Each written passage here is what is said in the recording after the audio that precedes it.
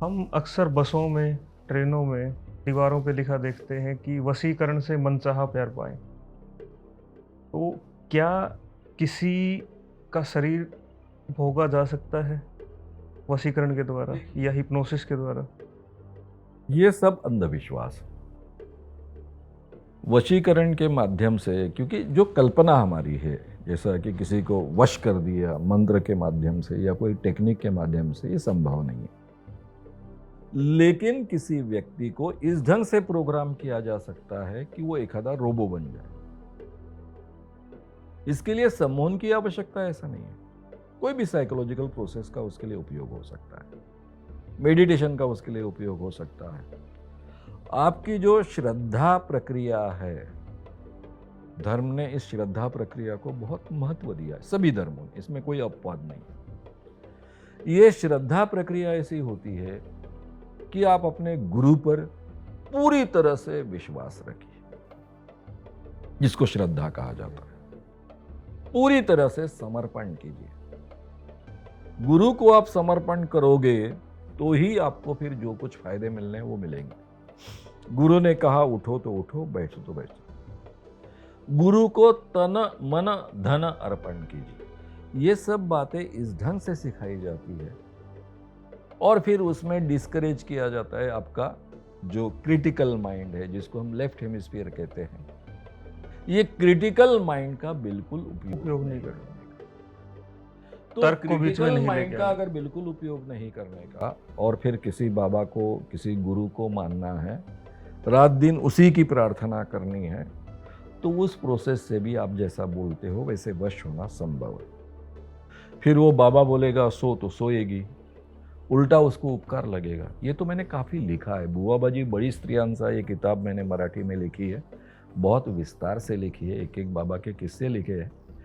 तो ये लोग किस ढंग से प्रोग्राम करते हैं और इस प्रोग्राम करने के बाद में कैसे औरतें अपने आप को न्योछावर कर देती है। किसी को बलात्कार करने की भी आवश्यकता नहीं होती है। जो बाबा बलात्कार करते हैं वो गधे होते हैं, ऐसा मेरा कहना है। कुछ करने की आवश्यकता नहीं होती। ये प्रोसेस में ही इतनी क्षमता होती है। ये आप आइडिया दे रहे हाँ, हो। नहीं मैं आइडिया नहीं दे रहा हूँ, ये लिखा है मैंने, ये लिखा है। क्यों? मेरे लिए बहुत बड़ा शॉकिंग था वो। मैं ब्रह्मचारी आश्रम से संबंधित रहा हूँ विनोबा के, एक तरफ ये, और जब मैंने ये काम शुरू किया तो मैं इन्वेस्टिगेटिव जर्नलिस्ट पहले से था, तो मुझे बहुत अच्छे ढंग से मालूम था कि कौन सी जानकारी कैसे निकालनी है, फैदम करनी है, उसका उपयोग कैसे करना है, ये बहुत अच्छे ढंग से मालूम था। तो मैं इस फील्ड में इसका उपयोग करने लग गया। और जब मैं देखता था कि एक एक बाबा दिखने को मामूली है, कोई खास आकर्षक भी नहीं है, और वो 500 स्त्रियों के साथ में संबंध रख रहा है, मेरे पास लिस्ट ही 100-150 की आ रही है। तो क्या, कैसे संभव है?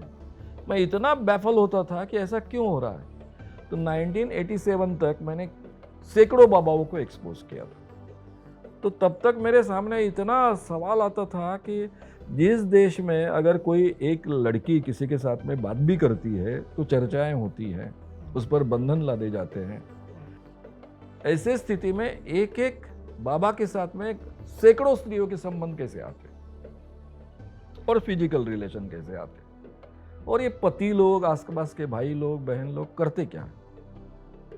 इस सवाल का जवाब ढूंढने के लिए मैंने स्पेसिफिकली सेक्स इस विषय का बहुत गहन अध्ययन किया।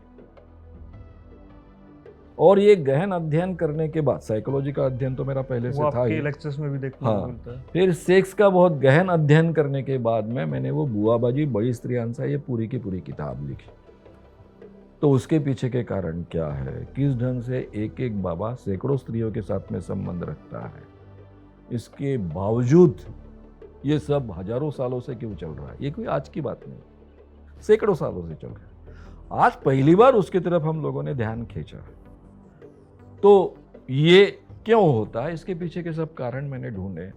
तो आप जो कह रहे थे वशीकरण होता है, यानी इसका मतलब ये नहीं कि किसी ने ऐसा किया और एकदम से आंखों में आंखें डाल दी और उसको वश कर डाला, ऐसा संभव नहीं है, ये संभव नहीं। लेकिन ये प्रक्रिया का उपयोग कर कर, श्रद्धा प्रक्रिया का उपयोग कर कर, प्रार्थना प्रक्रिया का उपयोग कर कर, भक्ति प्रक्रिया का उपयोग कर कर, इसका इस ढंग से उनका ब्रेन पूरी तरह से प्रोग्राम कर कर उनका भोग लिया जाता है। लिया जा सकता है ऐसा नहीं, लिया जाता है। उल्टा मेरा कहना ऐसा है, कोई भी बाबा है और वो 5 साल तक अगर बाबा है, अगर वो कई स्त्रियों को भोगता नहीं है, तो इसका मतलब इतना ही होता है कि वो खुद पुरुष नहीं है। दूसरा कोई मतलब, आप बोलोगे नहीं वो प्रामाणिक होगा, भाई प्रामाणिक हो तो बाबा क्यों बनेगा? क्योंकि कोई भी प्रामाणिक व्यक्ति बाबा बन ही नहीं सकता है। बाबा बनने के लिए पहली शर्त होती है झूठ से। लेकिन आप खुद कहते हो कि हमारे भारत में संत परंपरा रही है, वो ये पुरानी अपने संत आप को परंपरा कभी बाबा नहीं कहते थे, है। वो जो कभी भी self अपने आप proclaimed बाबा है, जो अपने नहीं आप नहीं, को जो कहते हैं। बाबा यानी जिसमें दैवी शक्ति है, दैवी शक्ति जिनमें होती है उनको बाबा कहते हैं। जिन पर भगवान प्रसन्न होता है उनको बाबा कहते हैं। संत परंपरा में आपको एक भी व्यक्ति ऐसा नहीं मिलेगा, उनको संत ही नहीं कहा जाता। विनोबा जी ने बहुत सुंदर संत की व्याख्या की है, खुद उनको कई लोग संत कहते थे, वो अपने आप को संत विनोबा कभी नहीं कहते थे। उन्होंने संत की बहुत सुंदर व्याख्या की, जो समाज को 4 कदम आगे ले जाता है वो संत है, ऐसा वो कहते हैं। तो ये संत ज्ञानेश्वर, संत नामदेव से लेकर जो गाडगे महाराज और तुकडोजी महाराज तक की परंपरा है, ये वो संत परंपरा है।